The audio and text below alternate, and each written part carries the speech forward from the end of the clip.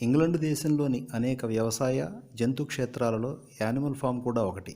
దీని యజమాని జోన్స్ ఒక పెద్ద త్రాగుబోతు. ఫామ్లోని జంతువులను అత్యంత క్రూరంగా చూస్తాడనే అపఖ్యాతి మూట కట్టుకుంటాడు. జంతువులను అర్ధాకలితో మార్చటమే కాక వాటి శ్రమను అపరిమితంగా దోచుకుంటాడనే అపప్రద కూడా ఉంది. అన్నిటికంటే ముఖ్యంగా జంతువుల అవసాన దశలో వాటిని నిర్దాక్షిణ్యంగా మాంస శాలలకు అమ్మివేయటాన్ని జంతువులు ఎంతమాత్రం జీర్ణించుకోలేవు. జోన్స్కున్న ఈ అవలక్షణాల కారణంగా జంతువులలో ఒక విధమైన అసంతృప్తి నెలకొని ఉంటుంది. పందులు ఈ అసంతృప్తిని పెంచి పోషించడంలో సఫలమవుతాయి. దీనికి నాయకత్వం ఓల్డ్ మేజర్ అనే ఒక వృద్ధ పంది వహిస్తాడు. జంతువులనన్నిటినీ ఒక త్రాటిపైకి తీసుకురావడంలో అతను సఫలీకృతుడవుతాడు. ఆ రోజు కూడా యథాప్రకారం జోన్స్ ఫుల్లుగా త్రాగి వస్తాడు.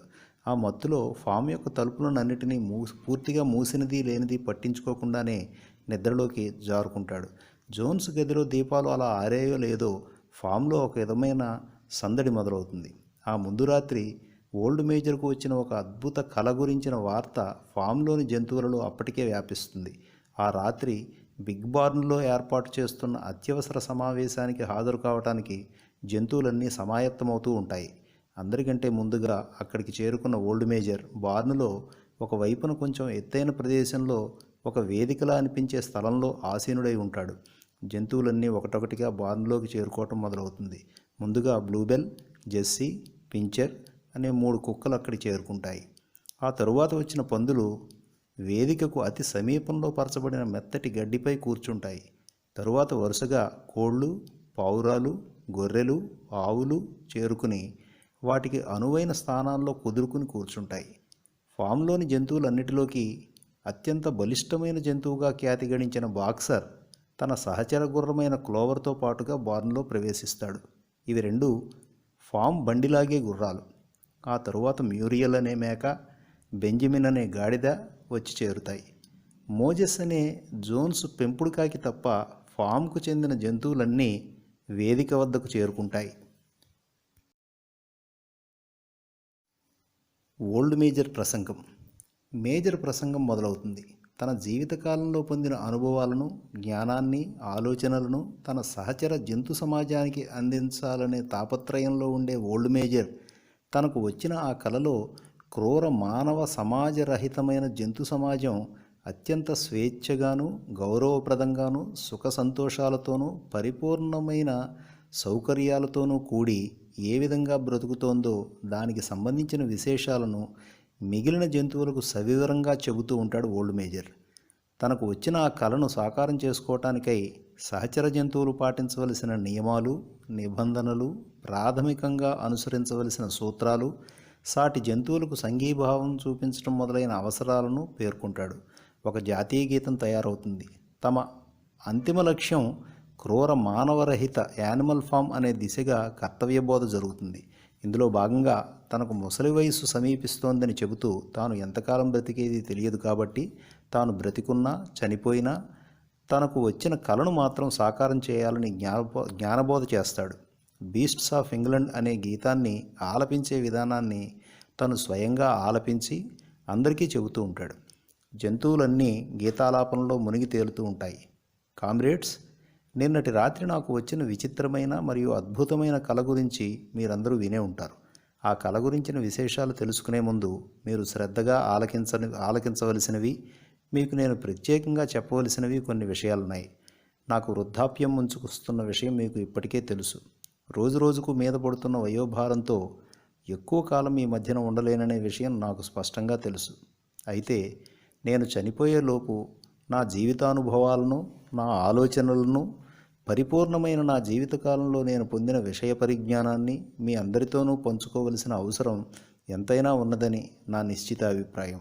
ఇక అసలు విషయానికి వద్దాం. యావత్ సృష్టిలోనూ మనిషి ఒక్కడే అనుత్పాదక జీవి అన్నది సుస్పష్టం. తనకు తానుగా సహజ సిద్ధంగా ఏ విధమైన ఉత్పత్తి చేయకుండానే కేవలం వినియోగదారుడిగానే చలామణి అయిపోతున్నాడు మనిషి. మన ఆవుల్లాగా సమాజానికి ఉపయోగపడే విధంగా పాలు ఇవ్వగలడా? మన కోళ్ల మాదిరిగా గుడ్లు పెట్టగలడా? మన గుర్రాల్లాగా నాగలి దున్నగలడా? వాటిలా బండిలాగగల శక్తి సగటు మనిషికి ఉన్నాయా? మనలో కొన్ని జంతువులకుండే అత్యంత వేగంగా పరిగెత్తగల శక్తి మనిషికి ఉందా? ఒక్కసారి వివేకవంతంగా ఆలోచించండి, మీకు సమాధానం లభిస్తుంది. ఇటువంటి లక్షణాలు ఏవీ లేని మనిషి ఏ విధంగా మన మీద పెత్తనం చెలాయించగలుగుతున్నాడు? మన జీవితాలను ఎలా శాసించగలుగుతున్నాడు? సమాజానికి కావలసిన ఆహారాన్ని సమకూర్చగలిగే శక్తి సామర్థ్యాలు కలిగిన మనల్ని అర్ధాకలితో మార్చి ఆహార సంపదలో సింహభాగాన్ని ఏ విధంగా కాజేయగలుగుతున్నాడు? మన శారీరక శ్రమ పొలాలు దున్నటానికి ఉపయోగపడుతోంది. మనం విసర్జించే పేడతో నేల సారవంతమవుతోంది. సమాజానికి ఇంతగా ఉపయోగపడుతున్న మనకు మన చర్మం మినహా ఏమి మిగులుతోంది? నేను ఆవులను ప్రశ్నించదలుచుకున్నాను. మీరు గత సంవత్సరంలో మొత్తంలో ఎన్ని గ్యాలన్ల పాలను జోన్స్కి ఇచ్చి ఉంటారు? మీ దూడలకు చెందవలసిన పాలవాటా వాస్తవంగా వాటికి చేరిందా? మరి ఏమైనట్టు? ఈ ప్రశ్న ఎప్పుడైనా మీరు వేసుకోవటం జరిగిందా? మీ ప్రతి పాలబొట్టు పరమ దుర్మార్గులైన మన శత్రువులైన మానవజాతి గొంతు నింపటానికే కేటాయించబడటం లేదా? అసలు ఏమిటిదంతా? దారుణంగా అనిపించట్లేదా మీకు? ఇక కోళ్ల విషయానికి వద్దాం. గత సంవత్సరం మీ జాతి మొత్తంగా ఎన్ని గుడ్లను పెట్టింది? వాటిలో ఎన్ని గుడ్లను పొదగగలిగే అవకాశం మీకు కలిగింది? మీరు పెట్టిన గుడ్లలో అధిక భాగం మార్కెట్కు తరలించబడిన విషయం మీరు గమనించలేదా? అదేవిధంగా గుర్రాలకు జరిగిన అన్యాయాన్ని మరువగలమా? ప్రియమైన క్లోవర్, నీవు జన్మనిచ్చిన ఆ 4 పిల్లలు ఏమైనట్టు? వృద్ధాప్యంలో నీకు అండగా ఉండవలసిన ఆ పిల్లలను సంవత్సరం వయసు దాటకుండానే అమ్మివేయటం గుర్తులేదా నీకు? మళ్ళీ ఎప్పుడైనా వాటిని చూసుకునే భాగ్యం కలిగిందా నీకు? లేక వాటిని అమ్మగా వచ్చిన డబ్బులో ఏమైనా వాటా లభించిందా? ఇవన్నీ పక్కన పెట్టి ఆలోచించండి. పూర్తి జీవితకాలాన్ని జీవించే అవకాశం ఈ మానవ సమాజం మనకు ఇస్తోందా? ఇక నా విషయానికి వద్దాం. ఒక విధంగా నేను అదృష్టవంతుడిననే చెప్పవచ్చు. నా 12 సంవత్సరాల సుదీర్ఘ జీవితకాలంలో 400 పైచిలకు సంతానాన్ని పొందాను. ఒక పంది తన జీవితకాలంలో సహజంగా పొందవలసిన అనుభూతులన్నిటినీ నేను పొందాననే చెప్పాలి. ఈ నా సుదీర్ఘ జీవితాన్ని సంతృప్తికరంగానే జీవించానని చెప్పటానికి కొంచెం గర్వంగానే ఉంది. కాకపోతే ఒక విషయం మరువకండి, సహజ మరణం పొందే అవకాశాన్ని మనకు ఈ మానవ సమాజం ఇవ్వదు. మనందరం ఏదో సందర్భంలో మానవుని క్రూరమైన కత్తికి బలి కాక తప్పదనే విషయాన్ని మరువకండి. ముఖ్యంగా ఆవులు, గేదెలు, పందులు, గొర్రెలు, కోళ్ళు మొదలైన జాతులకు చెందిన జంతువులు తమ జీవితాలను అర్ధంతరంగా ముగించవలసిందేనన్న విషయాన్ని పదే పదే గుర్తు చేయవలసి వస్తుంది. ఈ విషయంలో గుర్రాలకు కూడా మినహాయింపు ఏమీ లేదనే విషయం గుర్తుంచుకోండి. ప్రియమైన బాక్సర్, నువ్వు కూడా ఒక విషయం గుర్తుంచుకో. అద్భుతమైన, అసాధారణమైన నీ కండలలో ఉన్న అపారమైన శక్తి సన్నగిల్లిందని తెలిసిన మరుక్షణమే జోన్స్ నిన్ను కటికవాడికి అమ్మివేయటం జరుగుతుందనే వాస్తవాన్ని మరువకు. కుక్కల్లారా, ఇక మీ విషయానికి వద్దాం. మీరు ముసలివాళ్ళై మీ దంతాలను, పళ్లలోని శక్తిని కోల్పోయిన మరుక్షణమే మీ గొంతులకు బలమైన ఇటుక రాళ్లను కట్టి దగ్గరలోని చెరువులలో మిమ్మల్ని ముంచేసేంత పరమ దుర్మార్గుడు జోన్స్ అనే విషయం మర్చిపోకండి. ఈ పాటికి మీకు అసలు విషయం బోధపడిందనుకుంటాను. కాబట్టి మన దుఃఖాలకు, కష్ట నష్టాలకు అన్నింటికీ మూల కారణం ఈ మానవులేననే అభిప్రాయంతో మీరందరూ ఏకీభవిస్తారనే భావిస్తాను. ఒక్కసారి మానవుణ్ణి మీ జీవితాల నుండి పారద్రోలి చూడండి. మన కష్టాలన్నీ మటుమాయమైపోతాయి, సంపదంతా మనదైపోతుంది. ఒక్క రోజులోనే కుబేరులమవుతాం మనం. కాబట్టి కామ్రేడ్స్, పగలు రాత్రి అన్న తేడా లేకుండా శ్రమించండి, ప్రతిఘటించడానికి సిద్ధమవ్వండి, ఉద్యమించండి. మీకు ఒక సందేశం ఇవ్వదలుచుకున్నాను. మనిషిని మీ జీవితాల నుండి శాశ్వతంగా పారద్రోలండి. తద్వారా మానవరహిత జంతు క్షేత్రాన్ని పునర్నిర్మించుకోండి. ఈ ప్రతిఘటన కార్యరూపం దాల్చడానికి ఎంతకాలం పడుతుందో నిర్దిష్టంగా చెప్పలేను. ఒక రోజులో సాధ్యం కావచ్చు, ఒక వారం పట్టవచ్చు, రోజులు పట్టవచ్చు, సంవత్సరాలు కూడా పట్టవచ్చు. మన జీవితకాలంలో అది సాధ్యపడవచ్చు, లేక మన మరణానంతరం కావచ్చు. కానీ ఒకటి మాత్రం ఖచ్చితంగా చెప్పగలను, ఆ రోజైతే తప్పక వస్తుంది. మన కల సాకారమై ప్రతిఘటన కార్యరూపం దాల్చే రోజంటూ తప్పక వస్తుందనేది నా నిశ్చితాభిప్రాయం. కావున నేటి నుండి మీ దృష్టి అంతా ప్రతిఘటించటంపైనే కేంద్రీకరించండి. ముందుగా నా సందేశాన్ని, ఈ సమాచారాన్ని వాడవాడలా ప్రచారం చేయండి. జంతువులన్నిటిలో స్ఫూర్తి నింపండి. మీ పోరాట పటిమను మీ తరువాతి తరాలకు వారసత్వంగా అందివ్వండి. మీ తరంలో కాకపోయినా మీ తరువాతి తరాలలో అయినా మన కల సాకారమయ్యేలా చూడండి. మిమ్మల్ని తప్పుదోవ పట్టించే ప్రతి ప్రయత్నాన్ని విజయవంతంగా త్రిప్పికొట్టండి. కొన్ని ఉద్యమ వ్యతిరేక శక్తులు వింత వింత వాదనలతోనూ వాస్తవాలను వక్రీకరించి తద్వారా మీ స్ఫూర్తిని దెబ్బతీయటానికి ప్రయత్నించవచ్చు. ఈ సృష్టిలో అందరూ సమానమేనని, మనుషులు జంతువులు సహా సమస్త జీవరాశులు కలిసిమెలిసి జీవించాలనే వ్యర్థవాదనలు మన ముందుకు తీసుకువచ్చే ప్రయత్నాలు జరుగుతాయి. ఒకరి శ్రేయస్సే మరొకరి శ్రేయస్సు అనే వితండవాదం మన ప్రయత్నాలను దెబ్బతీయవచ్చు. ఇటువంటి ప్రయత్నాలను, కుయుక్తులను మొగ్గలోనే త్రుంచివేయండి. మనిషి కేవలం ఒక స్వార్థజీవి అనే విషయాన్ని గుర్తుంచుకోండి. తన సంక్షేమం, తన శ్రేయస్సు తప్ప మనిషికి మరొకటి పట్టదనే నిజాన్ని గుర్తెరగండి. అందరూ సంఘటితంగా ఉద్యమించండి, విజయం సాధించండి. మనిషిని మన మధ్య నుండి శాశ్వతంగా పారద్రోలండి. మనుషులందరూ మన శత్రువులు, జంతువులన్నీ మన మిత్రులు. ఇదే మన నినాదం కావాలి. మనుషులందరూ శత్రువులు, జంతువులన్నీ మిత్రులు. ఈ నినాదంతో బిగ్ బార్న్ ఒక్కసారిగా మారుమ్రోగిపోయింది. ఈ సందడిని తిలకించటానికి కలుగులో నుండి ఎలుకలు బయటికి వచ్చి ఓల్డ్ మేజర్ ఉపన్యాసాన్ని ఆసక్తిగా వినటం మొదలు పెడతాయి. ఎలుకలను గమనించిన కుక్కలు వాటిని కబళించటానికి ప్రయత్నించే లోపే అవి ఒక్కసారిగా మళ్ళీ కలుగులోనికి వెళ్ళిపోతాయి. ఇది గమనించిన మేజర్ ఒక్కసారిగా హోంకరించటంతో వాతావరణం అంతా నిశ్శబ్దంగా మారిపోతుంది. మేజర్ తిరిగి చెప్పడం మొదలెడతాడు. కామ్రేడ్స్, మీ ముందు ఇప్పుడు ఒక ప్రశ్న ఉంచుతున్నాను. దానికి నిర్దిష్టమైన జవాబు కావాలి. ఎలుకలు, కుందేళ్లు మొదలైన ప్రాణులు మనకు మిత్రులా, శత్రువులా? ఈ అంశాన్ని ఓటింగ్కు ప్రవేశపెడుతున్నాను అని మేజర్ కాసేపు ఆగుతాడు. అయితే అసలు కామ్రేడ్స్ ఎవరు, కామ్రేడ్స్ కాని వారెవరు అన్న ఒక విచిత్రమైన అనుమానం కొన్ని జంతువులలో పుడుతుంది. అది ఒక చర్చగా మారుతుంది. ఒక పిల్లి, 3 కుక్కలు తప్ప మిగిలిన జంతువులన్నీ తీర్మానానికి అనుకూలంగా, అంటే ఎలుకలు, కుందేళ్లు మొదలైనవి మిత్రులే అని ఓటు వేస్తాయి. అయితే తరువాత తేలింది ఏమిటంటే పిల్లి తీర్మానానికి అనుకూలంగాను, వ్యతిరేకంగాను 2 వైపులా ఓటు వేసిందనేది. మేజర్ మళ్ళీ చెప్పడం మొదలెడతాడు. కామ్రేడ్స్, మనిషిని శత్రువుగా చూడటం అనే ఒకే ఒక విషయంపై మీ దృష్టి పెట్టండి. ఈ సందర్భంగా నేను కొన్ని తీర్మానాలు చేస్తున్నాను. శ్రద్ధగా ఆలకించండి. అవి ఏమిటంటే, మనిషిని శత్రువుగా చూడాలి. 4 కాళ్లపై నడిచేది కానీ, రెక్కలున్నది కానీ ప్రతీదీ మన మిత్రువే. మనిషిని, అతని లక్షణాలను గుర్తుకు తెచ్చే ఏ పని మనం చేయకూడదు. అతని వేషభాషలు, విధానాలు వేటిని మనం అనుసరించకూడదు. మనిషి యొక్క దురలవాట్లను వేటిని అనుసరించకూడదు. గృహంలో నివసించటం, మంచంపై నిదురించటం, దుస్తులు ధరించటం, మద్యం సేవించటం, పొగ త్రాగటం, ధనార్జన చేయటం, ధనాన్ని తాగటం, వ్యాపారంలో పాలు పంచుకోవటం వంటివన్నీ కేవలం మానవులకు మాత్రమే సొంతమైన క్రూరమైన అవలక్షణాలు. కావున వీటిలో ఏ ఒక్కదానిని మనం అనుసరించకూడదు.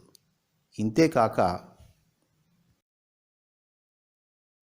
ఏ ఒక్క జంతువు మరొక జంతువును హింసించకూడదు.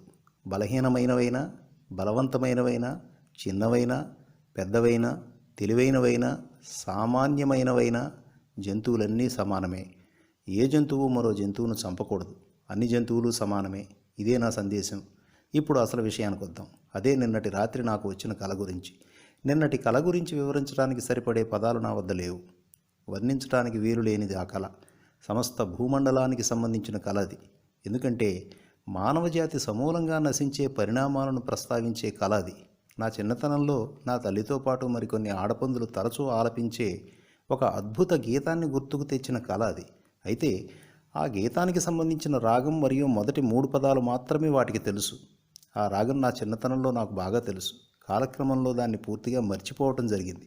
ఎలా అయితే నిన్నటి రాత్రి వచ్చిన కళ ద్వారా మళ్ళీ ఆ రాగం గుర్తుకు వచ్చింది. విశేషం ఏమిటంటే గీతంలోని అన్ని పదాలు, పంక్తులు, చరణాలు గుర్తుకు రావటమే. ఆ గీతాన్ని ఈ శుభ సందర్భంలో ఆలపించదలుచుకున్నాను. వృద్ధాప్యం కారణంగా నా స్వరం కొద్దిగా ముద్దదయ్యింది. గీతం వినండి. ఓల్డ్ మేజర్ గీతాలాపన ఈ విధంగా సాగుతోంది. జంతువులారా జంతువులారా, ఇంగ్లండ్ ఐర్లాండ్ జంతువులారా, జంతువులారా జంతువులారా, సమస్త భూమండల జంతువులారా, ఊహించండి ఊహించండి, ఆహ్లాదకర మార్పులను ఊహించండి, ఊహించండి ఊహించండి, భావి స్వర్ణయుగ మార్పులను ఊహించండి. వస్తుంది వస్తుంది, ఆ రోజైతే వస్తుంది, నేడో రేపో వస్తుంది, ఆ రోజైతే వస్తుంది. ఎప్పటికైనా వస్తుంది. ఆ రోజైతే వస్తుంది. తప్పక రానే వస్తుంది. ఆ రోజైతే వస్తుంది. క్రూర మానవ విముక్త రోజు వస్తుంది. మనిషిని పారద్రోలే రోజు వస్తుంది. ఇంగ్లండ్ పొలాలు మనవయ్యే రోజు వస్తుంది. తప్పక రానే వస్తుంది. ఆ రోజైతే వస్తుంది. మన శృంఖలాలు తెగిపడే రోజు వస్తుంది. తప్పక రానే వస్తుంది. ఆ రోజైతే వస్తుంది. క్రూర కొరడ అదృశ్యమయ్యే రోజు వస్తుంది. తప్పక రానే వస్తుంది. ఆ రోజైతే వస్తుంది. సమస్త పీడల విముక్త రోజు వస్తుంది. వస్తుంది వస్తుంది. ఆ రోజైతే వస్తుంది. ఊహాతీత సంపద మనదే అయ్యే రోజు వస్తుంది. తప్పక రానే వస్తుంది. ఆ రోజైతే వస్తుంది. బార్లీ ఓట్స్ మనవయ్యే రోజు వస్తుంది. వస్తుంది వస్తుంది. ఆ రోజైతే వస్తుంది. గోధుమాది పంటలన్నీ మనవయ్యే రోజు వస్తుంది. తప్పక రానే వస్తుంది. ఆ రోజైతే వస్తుంది. ఇంగ్లండ్ పొలాలు కాంతిమంతమయ్యే రోజు వస్తుంది. ఇంగ్లండు నీరు పరిశుభ్రమయ్యే రోజు వస్తుంది.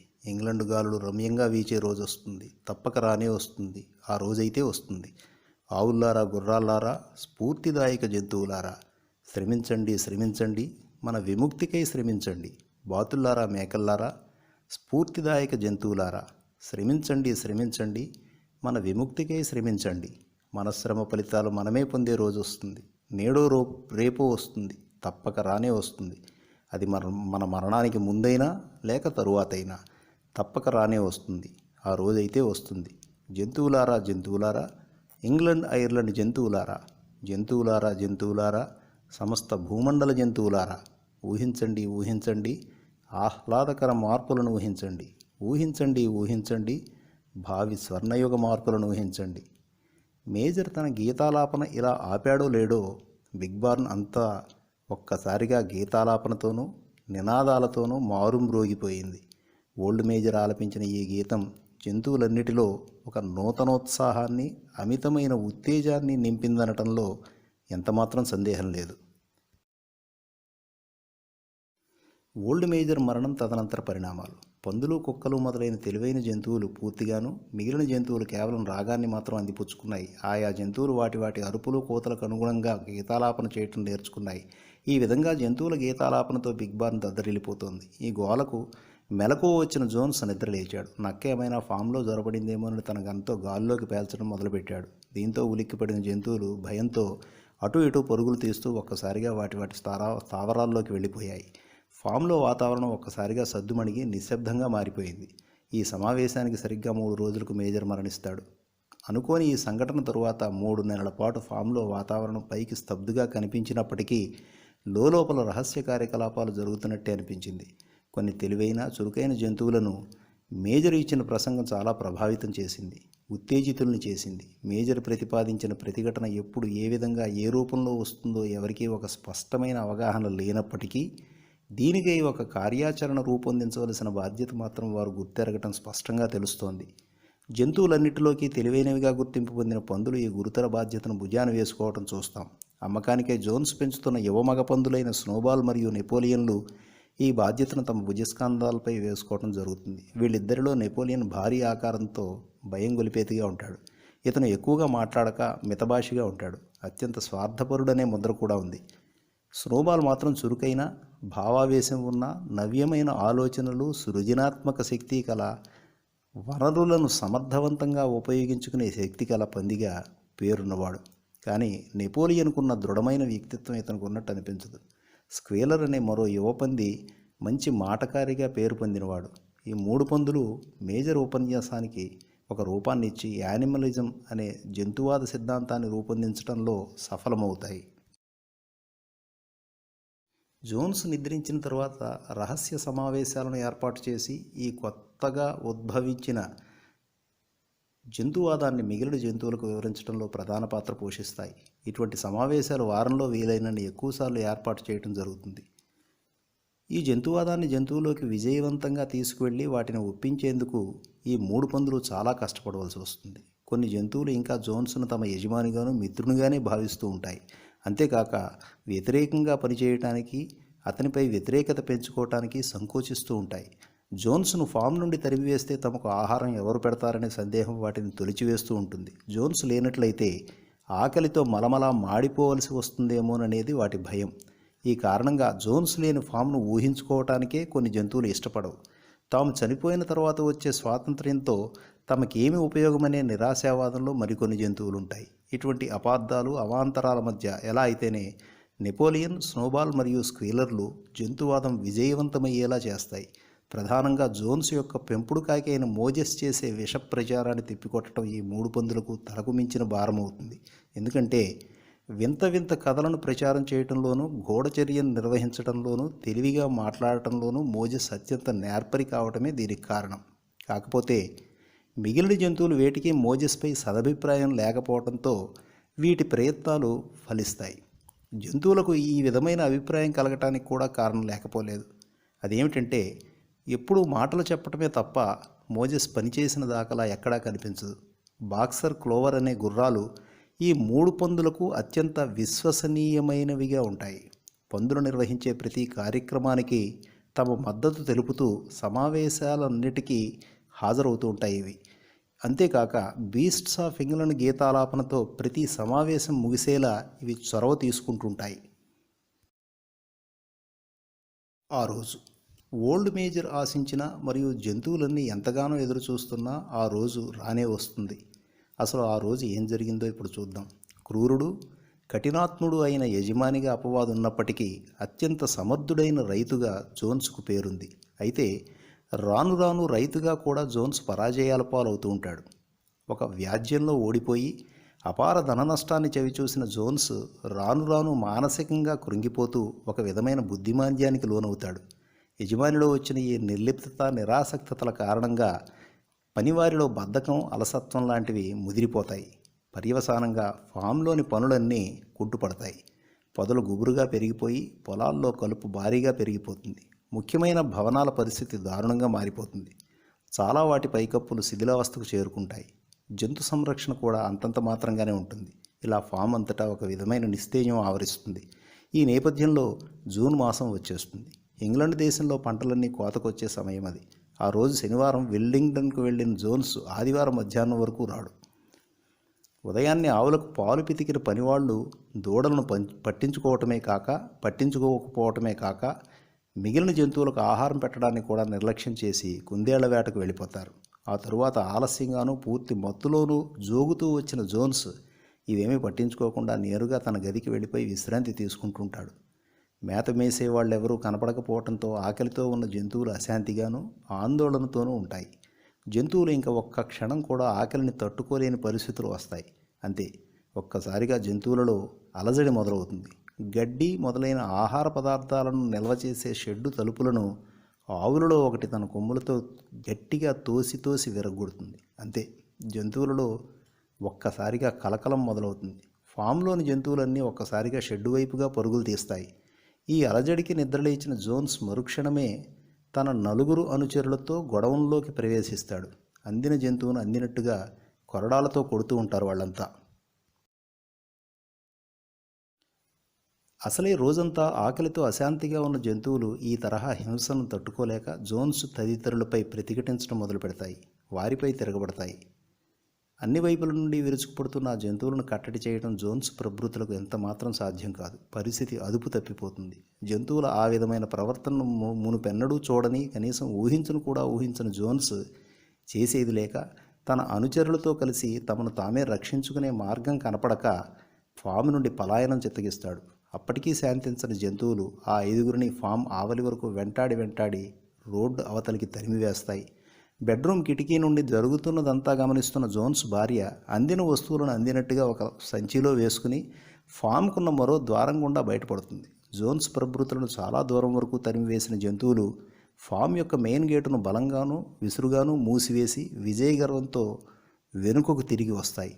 ఈ పరిణామాలన్నీ ఒకదాని తరువాత ఒకటి ఊహకందని విధంగా వెంటనే జరిగిపోతాయి. ఊహించటానికి కూడా వీలులేని ఈ హఠాత్ పరిణామాల నుండి తేరుకునే లోపే జంతువులకు మేజర్ ప్రతిపాదించిన మరియు జంతువులన్నీ ఎదురు చూస్తున్న ఆ ప్రతిఘటన జరిగిపోయిందని నెమ్మదిగా అర్థం కావటం మొదలవుతుంది. జోన్స్ను ఫామ్ నుండి తరిమివేయటం అనే ప్రక్రియ విజయవంతంగా ముగిసింది. ఇక మేనర్ ఫామ్ తమదే అనే విషయం అర్థం కావటానికి జంతువులకు ఆటే సమయం పట్టలేదు. వాటికి పట్టిన ఈ భాగ్యానికి అవే అసూయపడేలా ఉంటుంది పరిస్థితి. ఈ సంఘటన తరువాత జంతువులన్నీ మొదటిగా చేసిన పని ఏమిటంటే ఫామ్ యొక్క సరిహద్దులనన్నిటినీ నిశితంగా పరిశీలించటం. ఫామ్ సరిహద్దులనన్నిటినీ చుట్టుకుని పరిగెడుతూ మనిషి అనేవాడు లేడనే విషయాన్ని నిర్ధారించుకుంటాయి అవి. అంతేకాక మనిషి జాడేమైనా దొరుకుతుందేమోనని ఫామ్లోని బిల్డింగ్స్ను నిశితంగా పరిశీలిస్తాయి. జోన్స్ ప్రభృతుల ఆనవాళ్లనేవి లేకుండా చేయటమే పనిగా పెట్టుకుంటాయి. ఇందులో భాగంగానే విధ్వంసం మొదలవుతుంది. మొదటగా జీనుగది విధ్వంసం జరుగుతుంది. కుక్కలను కట్టడానికి ఉపయోగించే గొలుసులను, ముకుత్రాళ్లను, ముక్కులకు కట్టే రింగులను, క్రూరమైన కత్తులు, కొడవళ్ళు మొదలైన జంతుహింసకు ఉపయోగించే సాధనాలన్నిటినీ నాశనం చేస్తాయి. గుర్రాలు మొదలైన జంతువుల కళ్ళకు కట్టే కండ్లమూతలు, కళ్యాలు, పగ్గాలు, పలుపుత్రాళ్ళు మొదలైన జంతు గౌరవాన్ని దెబ్బతీసే ప్రతి వస్తువును బుగ్గి చేస్తాయి. కొరడాలకు కూడా అదే గౌరవం దక్కుతుంది. మంటల్లో మాడి మసైపోతున్న కొరడాలను చూస్తున్న జంతువుల ఆనందానికి అవధులు లేకుండా పోతాయి. గుర్రాల అలంకరణకు ఉపయోగించే రిబ్బన్లు కూడా మంటలో వేయబడతాయి. ఆ విధంగా జోన్స్ అరాచకాన్ని గుర్తు చేసే ప్రతి వస్తువు అగ్నికి ఆహుతి అయిపోతుంది. ఈ విజయోత్సవంలో భాగంగా జంతువులకు రెట్టింపు ఆహారం ఇవ్వబడుతుంది. ఈ ఏర్పాట్లనన్నిటినీ నెపోలియన్ స్వయంగా దగ్గరుండి చూసుకుంటాడు. విజయోత్సవాలలో భాగంగానే తమ విజయానికి సంకేతంగా 7 సార్లు బీస్ట్స్ ఆఫ్ ఇంగ్లండ్ ఆలపించబడుతుంది. తదుపరి జంతువులన్నీ తమ తమ స్టార్లలో ప్రశాంతంగా నిద్రిస్తాయి. జీవితంలో అంతకు మునుపెన్నడూ అనుభవంలో లేని ప్రశాంతమైన నిద్ర జంతువుల మనసులలో సంతోషాన్ని, ఆనందాన్ని నింపుతుంది. తెల్లవారిన తరువాత నిద్రలేచిన జంతువుల ఆనందానికి అవధులుండవు. ఆ విధంగా నిద్రలేచిన జంతువులన్నీ ఫామ్లోని పచ్చిక బయళ్ళన్నిటినీ తనివితీరా చూస్తూ ఇక నుండి అవన్నీ తమవే అనే భావనతో నూతనోత్సాహాలను తెచ్చుకుని పులకించిపోతూ ఉంటాయి. ఫామ్లోని బిల్డింగులన్నిటినీ కలయి తిరుగుతూ ఆనందడోలికలలో తేలిపోతూ ఉంటాయి. మోలీ జాడ మాత్రం ఎవరికీ తెలియదు. కాసేపటికి జోన్స్ డ్రెస్సింగ్ టేబుల్ నుండి ఒక రిబ్బన్ను తీసుకుని దానిని తన భుజంపై అలంకరించుకుని మురిసిపోతూ కనిపిస్తుంది. ఇది గమనించిన జంతువులు మోలీని ఒక ఏహ్యభావంతో చూసి అక్కడి నుండి వెళ్ళిపోతాయి. బ్రేక్ఫాస్ట్ తరువాత స్నోబాల్, నెపోలియన్ల ఆధ్వర్యంలో ఒక అత్యవసర సమావేశం ఏర్పాటు చేయబడుతుంది. ఇకపై ఫామ్ హౌస్ను మ్యూజియంగా పరిగణించాలని ఏకగ్రీవ తీర్మానం చేయబడుతుంది. స్నోబాల్ చెప్పడం మొదలు పెడతాడు. కామ్రేడ్స్, ముందుగా ఫామ్కు చెందిన జంతువులన్నిటికీ విజయోత్సవ శుభాకాంక్షలు తెలియజేస్తున్నాను. నేటి నుండి ఈ మేనర్ ఫామ్ను యానిమల్ ఫామ్గా మార్చివేస్తున్నామని చెప్పడానికి ఎంతగానో సంతోషిస్తున్నాను. ఇక నుండి ఈ ఫామ్ మన సొంతం అని చెప్పడానికి కూడా గర్వంగా ఉంది. ఈ తిరుగుబాటులో ఫామ్లోని జంతువులన్నీ చూపిన పోరాట పటిమ, సాహసం అనిర్వచనీయం. ఎలా అయితేనే జోన్స్ పీడ వదిలింది. మన ఫామ్ యొక్క పరిపాలన మనమే స్వయంగా నిర్వహించుకోవలసిన సమయం వచ్చేసింది. మన ప్రియతమ నాయకుడు, మన ఆరాధ్య దైవం అయిన ఓల్డ్ మేజర్ కన్న కల నిజమైంది. మేజర్ ఆశించిన జంతు స్వరాజ్యం ఇంత త్వరగా సాధించబడుతుందని ఎవరమూ ఊహించలేదు. మరోసారి దీనికి అభినందనలు అందుకోండి. ఇక విషయానికి వద్దాం. మన పనులను నేటి నుండే ప్రారంభించవలసిన అవసరాన్ని తెలియజేస్తున్నాను. ఈరోజే పంట కోతను మొదలు పెట్టబోతున్నాం. అయితే దానికి ముందు చేయవలసిన కార్యక్రమం ఒకటి ఉంది అంటూ తన సమీపంలో ఉన్న జంతువులను ఉద్దేశించి తెలుపు, నలుపు రంగు పెయింట్ కోసం ఆదేశిస్తాడు. జంతువులన్నీ ఫామ్ యొక్క మెయిన్ గేటు వద్దకు చేరుకుంటాయి. స్నోబాల్ ఒక పెయింట్ బ్రష్ తీసుకుని గేటుపై ఉన్న మేనర్ ఫామ్ స్థానంలో యానిమల్ ఫామ్ అని రాస్తాడు. ఇకపై యానిమల్ ఫామ్గానే గుర్తించాలని ఆదేశాలు జారీ చేయబడతాయి. మేజర్ మరణం తరువాతి 3 నెలల్లో పందులు ఇంగ్లీష్ అక్షరాలు రాయటం, చదవటం కొంతవరకు నేర్చుకున్న విషయం జంతువులన్నిటికీ అప్పటికి కానీ అవగతం కాదు. తరువాత జంతువులన్నీ బిగ్ బార్న్లోకి చేరుకుంటాయి. ఒక నిచ్చెనను గోడకు ఆంచి వేయవలసిందిగా ఆజ్ఞాపిస్తారు స్నోబాల్, నెపోలియన్లు. మేజర్ మరణం తరువాతి 3 నెలల్లో జరిగిన రహస్య కార్యకలాపాల వివరాలు ఒక్కొక్కటిగా జంతువుల ముందు ఉంచుతారు స్నోబాల్, నెపోలియన్లు. యానిమలిజంకు సంబంధించిన ప్రాథమిక సూత్రాలు 7 ఆదేశిక సూత్రాలుగా, అంటే 7 కమాండ్మెంట్స్గా ఏ విధంగా మార్చబడ్డాయో ముందుగా వివరిస్తారు వీళ్ళిద్దరూ. ఈ 7 కమాండ్మెంట్స్ను బార్న్ గోడపై అందంగా వ్రాస్తాడు స్నోబాల్. 30 గజాల దూరం నుండి కూడా స్పష్టంగా కనపడేలా వ్రాయబడతాయి అవి. ఈ కమాండ్మెంట్స్ను ఎట్టి పరిస్థితుల్లోనూ మార్చడానికి వీలు లేదని పేర్కొంటాడు స్నోబాల్. ఇకపై ఫామ్లోని జంతువులన్నీ ఈ కమాండ్మెంట్స్ను విధిగా అనుసరించాలని ఆదేశిస్తాడు. ఇవే న్యాయ సూత్రాలని, వీటినే చట్టంగా భావించాలని గట్టిగా చెబుతాడు. 7 కమాండ్మెంట్స్. మొదటిది, 2 కాళ్లపై నడిచేది ప్రతిదీ మన శత్రువే. రెండవది, 4 కాళ్లపై నడిచేది లేక రెక్కలు కలిగి ఉన్నది ప్రతిదీ మనకి మిత్రుడే. మూడవది, ఏ జంతువు వస్త్రధారణ చేయరాదు. 4వది, ఏ జంతువు మంచంపై నిద్రించరాదు. 5వది, ఏ జంతువు మద్యం సేవించరాదు. 6వది, ఏ జంతువు మరో జంతువును చంపరాదు. 7వది, అన్ని జంతువులు సమానమే. ఈ కమాండ్మెంట్స్ను జంతువులన్నిటికీ అర్థమయ్యేలా స్పష్టంగాను, అన్నిటికీ వినపడేలా బిగ్గరగాను చదివి చెబుతాడు స్నోబాల్. జంతువులన్నీ శ్రద్ధగా వింటూ తమ తమ తలలు ఊపుతూ ఉంటాయి.